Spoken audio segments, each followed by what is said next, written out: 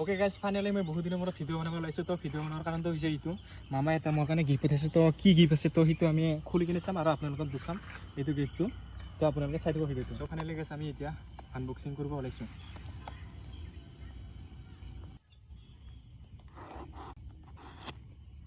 চ' guys এইটোৱে গিফ্টটো। তো গিফ্টটোৰ ভিতৰত এখন ধুনীয়া বিহুৱান দেখিবলৈ পোৱা গৈছে। তো এইখনে বিহুৱানখন। তো গাইজ আৰু এখন কাগজ দেখা পোৱা গৈছে। তো গাইজ ইফালে আছে ডক্টৰ হিমন্ত বিশ্ব শৰ্মা। তো এইফালে চিফ মিনিষ্টাৰ আছাম দিছপুৰ 16 মাৰ্চত আহিছিল। তো এইখন 16 মাৰ্চতে চাগে দিছিলে, কিন্তু মোৰ তাত এতিয়াহে আহিছে। তো চাগে পলম হৈছে। চ' গাইজ এইখন আপোনালোকে পঢ়ি চাব পাৰে। তো তলত আছে হিমন্ত বিশ্ব শৰ্মাৰ চহী।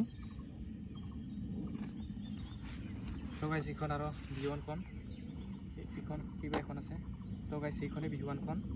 চ' চাব পাৰে ইয়াতে এটা কিবা এটা লিখা আছে। তো guys government of Assam, director of handloom textile.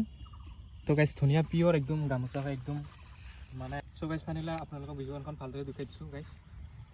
এইখন গাইজ তো পিছফালৰ পৰা এনেকুৱা গাইজ। তো গাইজ ধুনীয়া লাগিছে গামোচাখন, একদম ৰিয়েল হয়। তো অসমত পিনে বোৱা গামোচা হয় গাইজ। তো এইখনে গাইজ ভালকৈ ধন্যবাদ জনাইছোঁ অসমৰ মুখ্যমন্ত্ৰী ডক্টৰ হিমন্ত বিশ্ব শৰ্মা ডাঙৰীয়াক মোলৈ এই গিফ্টটো পঠোৱাৰ বাবে। তো পলমকৈ হ'লেও যে মোলৈ এই গিফ্টটো পঠাইছে তাৰ কাৰণে মই বহুতেই সুখী।